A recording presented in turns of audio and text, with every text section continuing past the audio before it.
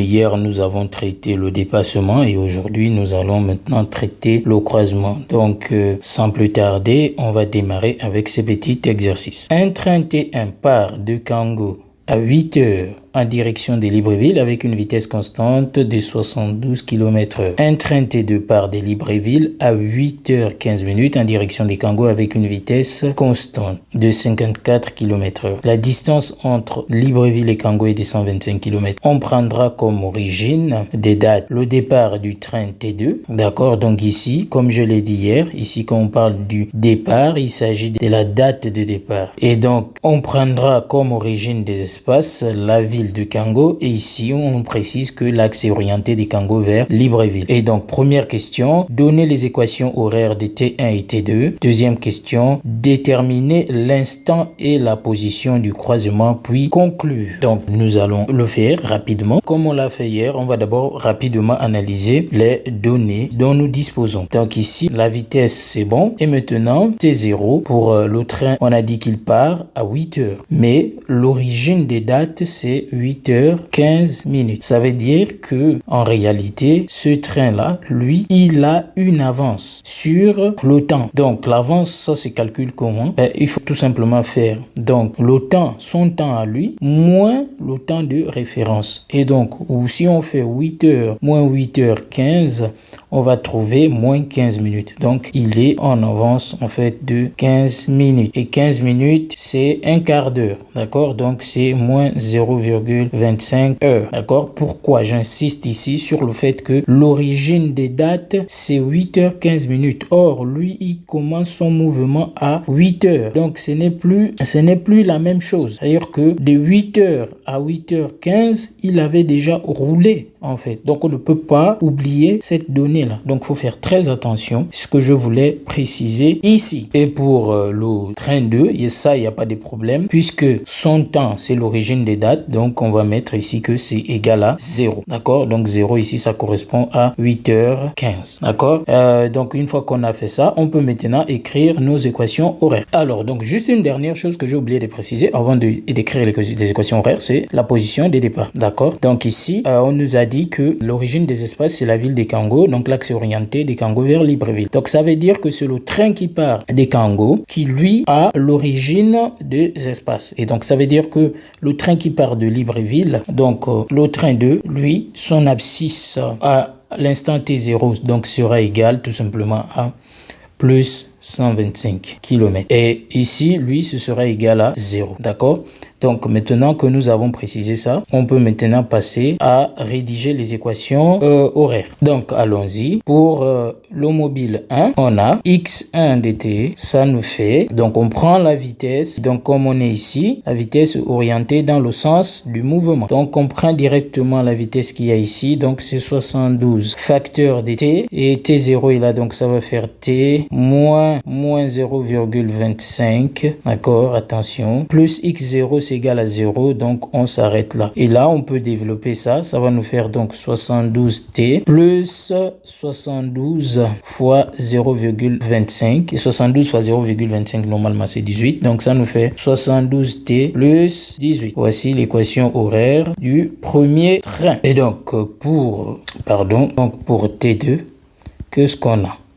Donc, pour T2, ici, on regarde T2, lui, il est ici. D'accord? Voici où se trouve T2 et il va faire ça.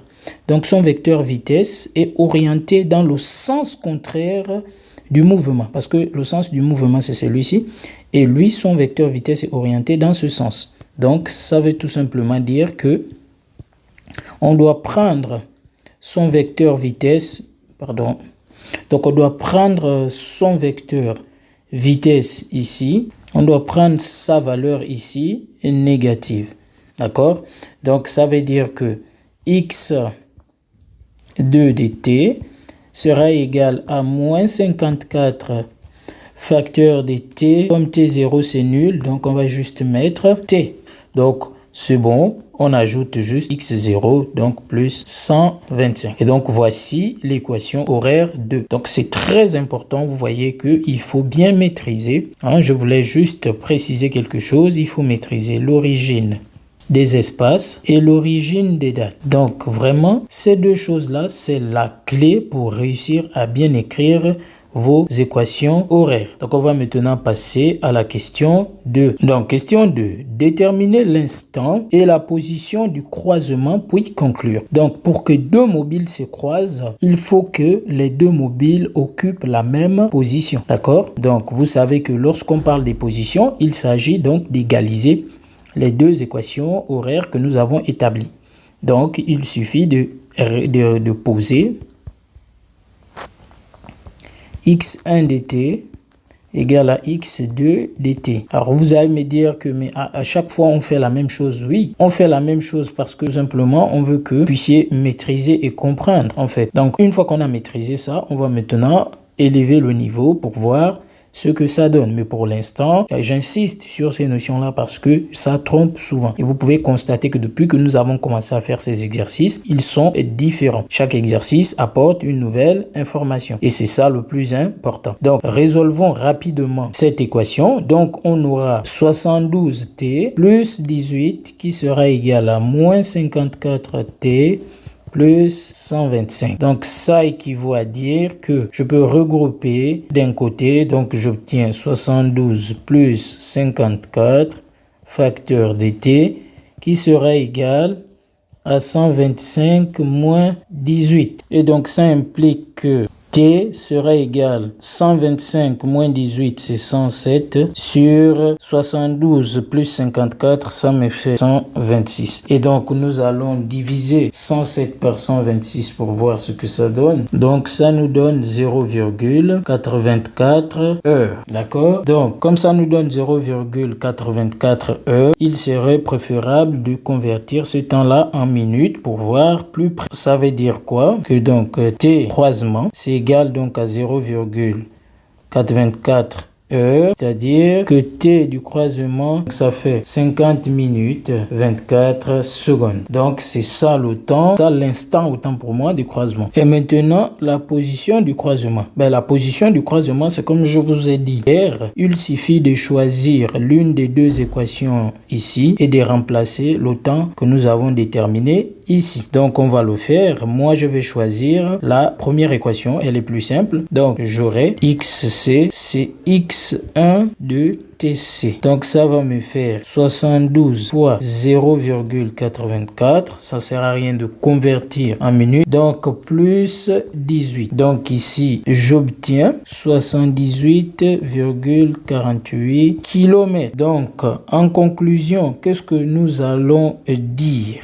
Alors, nous allons tout simplement prendre le nombre de minutes là ajouté à la date d'origine. Donc, la date d'origine, je rappelle ici que c'était 8h15. Donc, nous allons faire 8h15 minutes plus 50 minutes 24 secondes. Et ça, si vous calculez, ça va vous faire 9h 5 minutes 24 secondes. D'accord? Donc, une fois qu'on a ça, on peut maintenant faire la conclusion. Donc, conclusion, on va dire les deux trains se croisent au bout de 50 minutes, c'est-à-dire à 9h05 minutes 24 secondes à environ 78 km de Libreville. Donc, voici un peu comment on conclut. Donc, on se donne rendez-vous pour la prochaine fois et à très bientôt.